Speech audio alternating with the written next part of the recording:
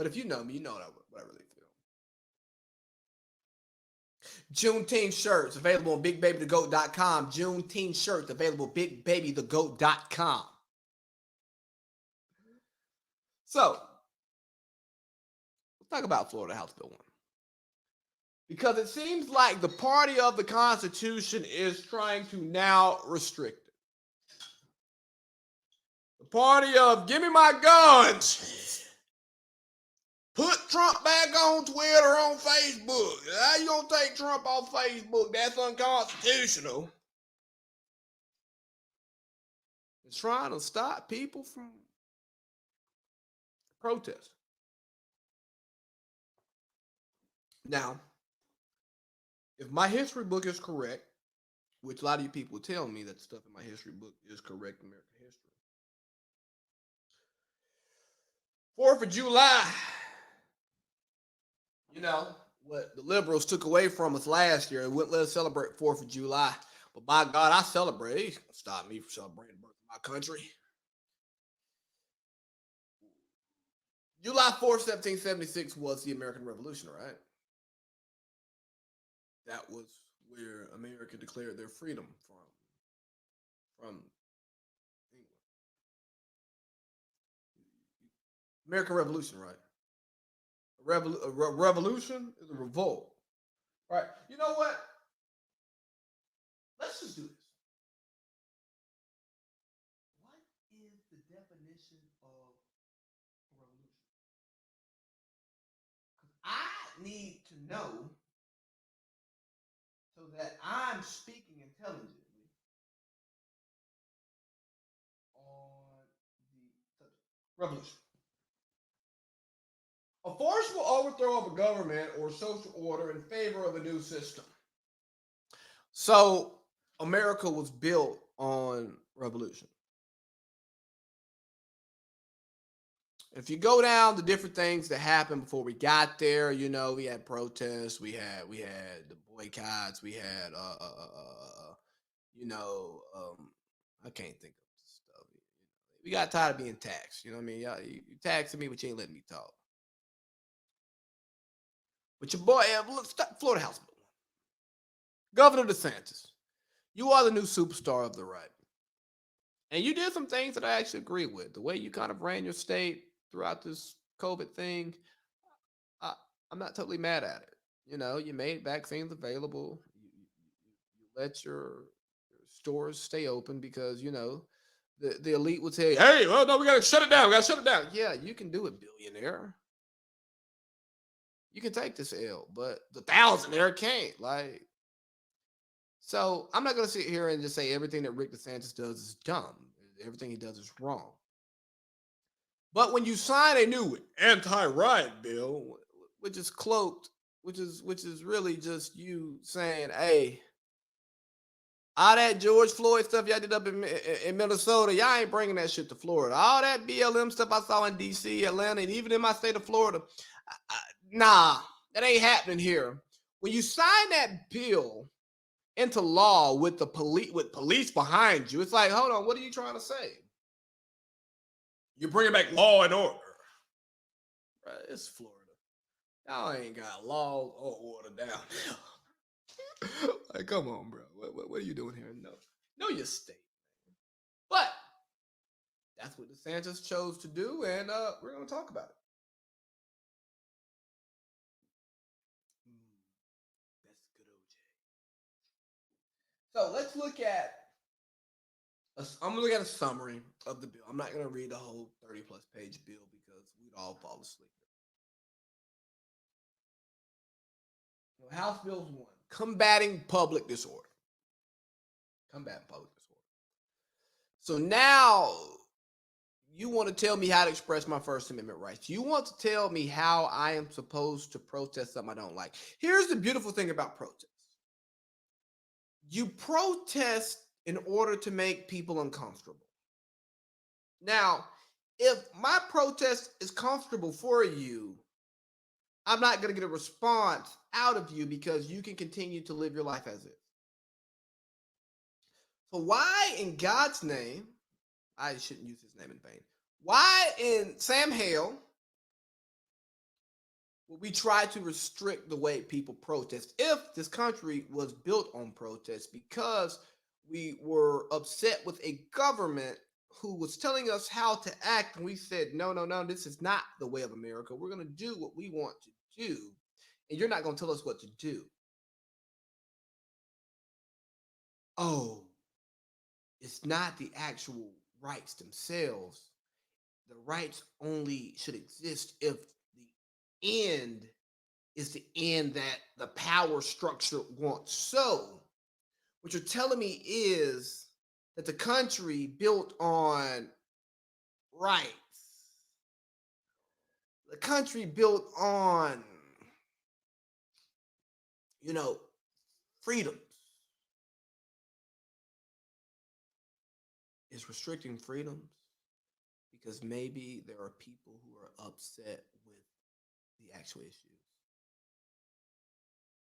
Now, here's the beautiful thing about this. This is what I love about America, is that people have a voice.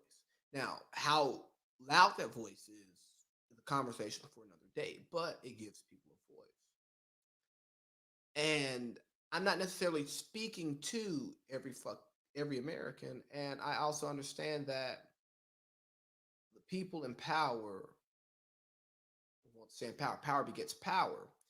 It's like the flaw that everybody points out in communism is that, or socialism, in both those structures, is that, oh yes, we're going to do things to help out the entirety, but once you get to the position, to the people at the bottom can rise to the middle, right? When they get to the middle, everything becomes even.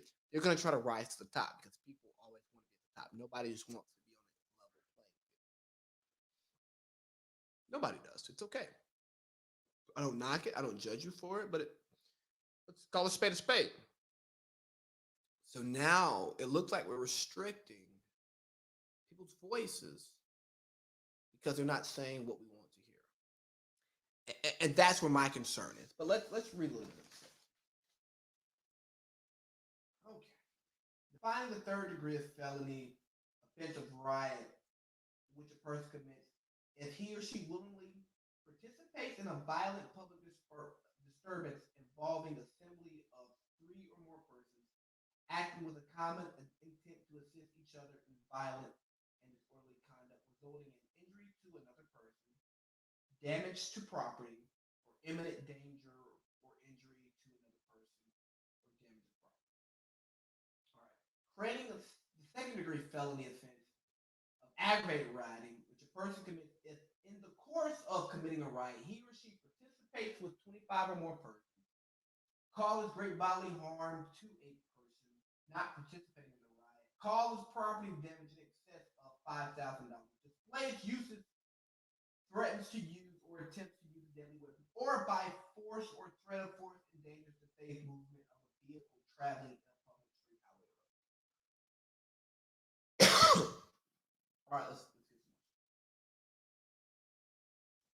Defining the third degree felony offense of inciting a riot, in which a person commits when he or she willfully incites another person to participate in a riot resulting in a riot or imminent danger of a riot.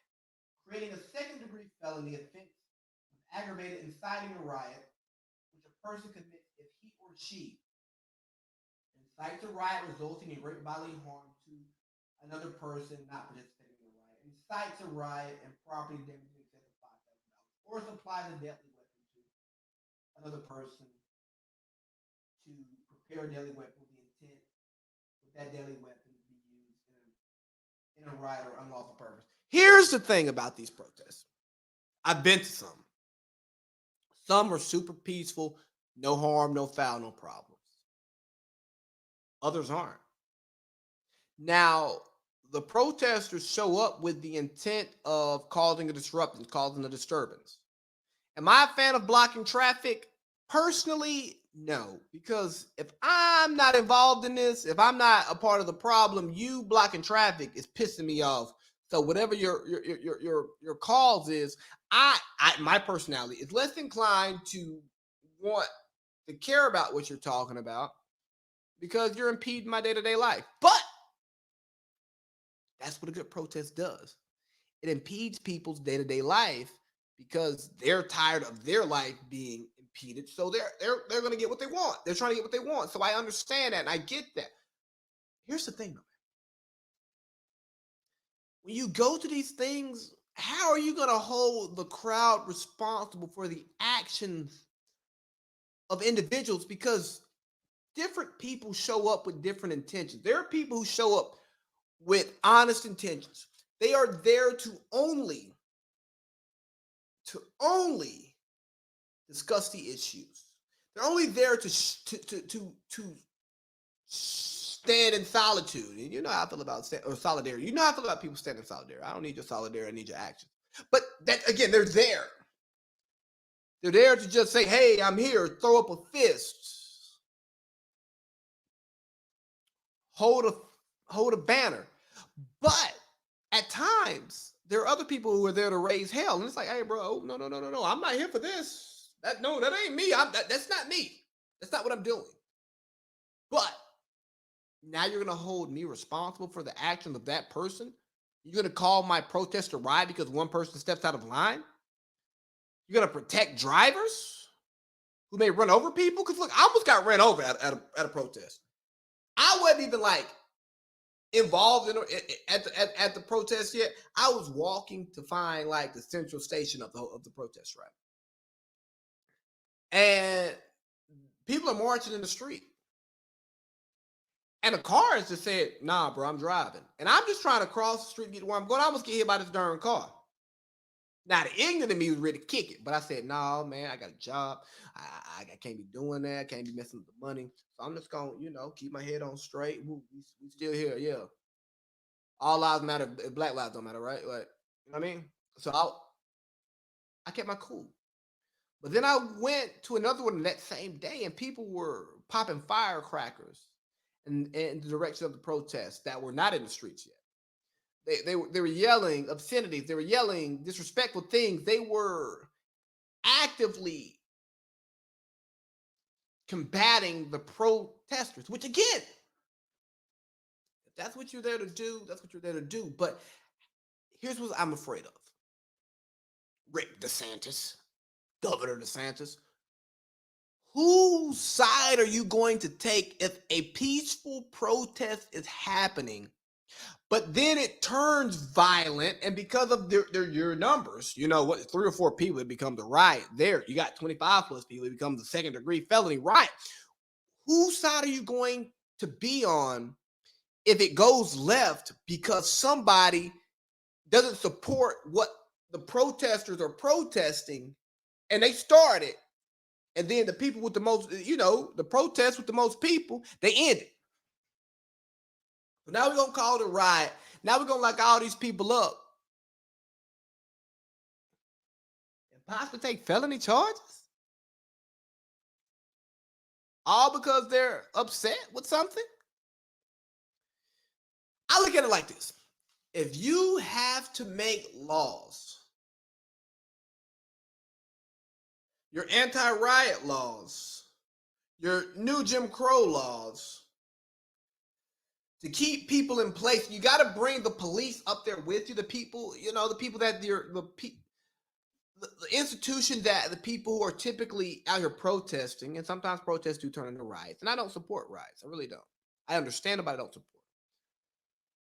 If these are the people who you're going to bring there with you to show your strong arm, why don't you try to figure out what the issue is, why they're upset, and fix that as opposed to blaming it on the people?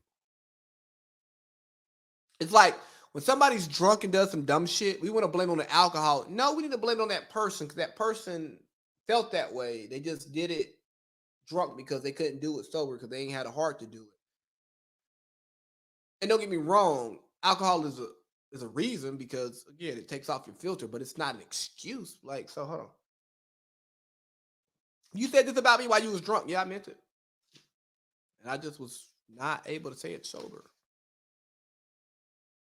Well, I was drunk. And you go, "Oh, okay." No. We actually gotta get to the root of the issue. Let's figure out why you act this way when you get drunk. When once your inhibitions drop, why do you feel it's okay to act this way?